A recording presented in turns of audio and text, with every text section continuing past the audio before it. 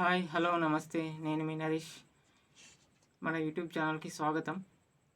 మన వీడియోని లైక్ చేసి చూడండి, సబ్స్క్రైబ్ చేసుకొని వాళ్ళు సబ్స్క్రైబ్ చేసి చూడండి. ఒక లైక్ ఇస్తే ఇంకొంతమందికి రీచ్ అవుతుంటుంది, అట్లా మెల్లమెల్లగా పెరుగుతూ ఉంటుంది, గ్రోత్ ఉంటుంది కదా. లైక్ చేయండి, సపోర్ట్ చేయండి. అయితే ఈరోజు match Punjab versus Rajasthan Royals. రాజస్థాన్కి వరుసగా నాలుగో ఓటమి. ప్లే ఆఫ్స్ ముందు లైన్గా అవుట్ ఆఫ్ ఫామ్ ఉంది టీం మొత్తం. 4వ ఓటమి. ఎస్ఆర్ఎస్తో ఎప్పుడైతే 1 రన్తో ఓడిపోయిందో అప్పటి నుంచి లైన్గా 4వ ఓటమి. అంతకుముందు 9 మ్యాచెస్లో 8 మ్యాచెస్ గెలిచారు, ఇప్పుడు లైన్గా 4 ఓడిపోయారు. మరి ఎస్ఆర్హెచ్కి అయితే ఇప్పుడు 2 గెలిస్తే టాప్ 2 ప్లేస్ ఛాన్స్ ఉంది. ఎస్ఆర్హెచ్కి చాలా మంచి ఛాన్స్ ఉంది ఇప్పుడైతే. రేపు మ్యాచ్తో తెలిసిపోతుంది. పంజాబ్తో ఉంది, జీటీతో ఉంది ఎస్ఆర్హెచ్కి. అయితే ఈరోజు మ్యాచ్ అయితే Sam Curran super innings, captain innings, మంచి ఆల్రౌండ్ పర్ఫార్మెన్స్తో మ్యాచ్ని అయితే గెలిపించుకున్నాడు.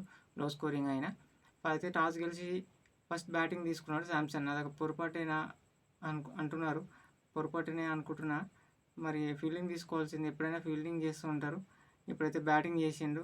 బ్యాటింగ్ చేస్తే కనీసం 170, 180 కొట్టాల్సింది. ఆ స్కోర్ అయితే 145 మరి సరిపోదు. 170, 160 అనే రావాల్సింది. అయితే జైస్వాల్ ఫస్ట్ ఓవర్లోనే 4వ బాల్కే అవుట్ అయిపోయిండు శామ్ కరణ్కి. తర్వాత బట్లర్ లీడ్ మైనస్, అదొక మైనస్. అక్కడ కోహ్లర్ అని అదే సేమ్ ఇంగ్లాండ్ బ్యాటర్ వచ్చిండు, కానీ తన పర్ఫార్మెన్స్ ఏం పెద్దగా చేయలేదు. శాంసన్తో కొంచెం చిన్న పార్ట్నర్షిప్. పవర్ ప్లేలో కూడా స్కోర్ రాలేదు, 35 రన్స్. పవర్ ప్లేలో రన్స్ రాకపోతే ఇంక కష్టమే. అది కాక వికెట్లు పోయినాయి. తర్వాత రియాన్ పరాగ్ అండ్ అశ్విన్ మంచి పార్ట్నర్షిప్ తీసుకెళ్ళి 34 balls 50 runs పార్ట్నర్షిప్. ఆ మొమెంటం మంచిగా వచ్చింది. వాళ్ళు ఆడుతున్నప్పుడైతే 170, 180 వస్తుందని అనుకున్నాం. అది సరిపోతుంది ఆ స్కోర్ అనుకున్నాం. కానీ ఎప్పుడైతే అశ్విన్ అవుట్ అయిన తర్వాత ఇంకా లైన్గా ధ్రువ్ జురెల్, అసలు రమణ్ పవల్ ఆ టైంలో మంచిగా మొమెంటం ఇచ్చిన తర్వాత వాళ్ళు ఫినిషింగ్ మంచిగా చేయాల్సింది. ధ్రువ్ జురెల్ డక్అవుట్ అండ్ రమణ్ పవల్ కూడా తొందరగా అవుట్ అయ్యడం వల్ల మ్యాచ్ మొత్తం మళ్ళీ పంజాబ్కి వచ్చేసింది మ్యాచ్. ఆ లో స్కోరింగ్కి రియాన్ పరాగ్ ఒక్కడు పక్కన నుంచి ఆమె మాత్రం స్కోర్ 48 runsతో ఉన్నాడు. ఆ స్కోర్ మాత్రం సరిపోలేదు. మెయిన్ అనుకున్న బ్యాట్స్మెన్ ధ్రువ్ జురెల్ కానీ పవల్ కానీ ఇద్దరు చివరిలో ఒక 20 runs 30 runs పెట్టింటే చాలా బాగుండేది రాజస్థాన్కి. కానీ మ్యాచ్ మాత్రం పంజాబ్. శామ్ కరణ్ 2 wickets మంచిగా తీసినాడు బౌలింగ్లో. పంజాబ్ కింగ్స్ బ్యాటింగ్కి వస్తే బ్యారిస్టో అయితే ఈ మ్యాచ్ తర్వాత శామ్ కరణ్ ఇద్దరు ఆడారు. ప్రభు సిమ్రాన్ తొందరగానే అవుట్ అయ్యాడు. వీళ్ళు కూడా వికెట్స్ తొందరగానే పడిపోయినాయి. పవర్ ప్లేలో 3 wickets పడ్డాయి. 8 overs 48 for 4 ఉంది వీళ్ళది కూడా. మ్యాచ్ అక్కడ మొమెంటం రాజస్థాన్ వచ్చేసింది, ఆల్మోస్ట్ వస్తుంది అనుకున్నాం. కాకపోతే మంచి పార్ట్నర్షిప్. శామ్ కరణ్ ఈరోజు క్యాప్టెన్ ఇన్నింగ్స్ మంచిగా నిలదొక్కున్నాడు పిచ్ పైన. మంచిగా సెట్ అయ్యి లాస్ట్లో ఫినిష్ ఫాస్ట్గా అసిస్టోస్ అని మంచిగా ఫినిష్ చేసిండు. అంతకుముందు జితేష్ శర్మ అన్ని మ్యాచ్లు ఫ్లాప్ ఉన్నాడు, కానీ ఈ మ్యాచ్ కూడా కంప్లీట్ చేయలే. కానీ కొంచెం మంచి పార్ట్నర్షిప్, 60 runs పార్ట్నర్షిప్ చేసారు ఇద్దరు కలిసి. శామ్ కరణ్ అది మ్యాచ్ విన్నింగ్ పర్ఫార్మెన్స్ పార్ట్నర్షిప్ చేసి మ్యాచ్ని అయితే శామ్ కరణ్ వికెట్ వేయకుండా మంచిగా కంప్లీట్ చేసిండు. గుడ్ నాక్. పంజాబ్ అయితే చేసింగ్ బాగా చేస్తుంది. చేసింగ్ ఒక టాస్ ఒకటి మైనస్ అయింది. మన నెక్స్ట్ మ్యాచ్ అయితే ఎస్ఆర్ఎస్ ఉంది. పంజాబ్కి అయితే ఛాన్స్ లేదు. అంత దురదృష్టం పంజాబ్ది ఒకటి, ఢిల్లీ ఒకటి. అనవసరం గెలిచే మ్యాచ్లు కూడా పోగొట్టుకున్నారు. శేఖర్ ధవన్ ఒకటి మైనస్. లివింగ్ స్టోన్ కూడా ఈ సిరీస్లో అస్సలు బాగా ఆడలేదు, కానీ కూర్చోబెట్టినప్పటికీ బాగా ఆడలేదు.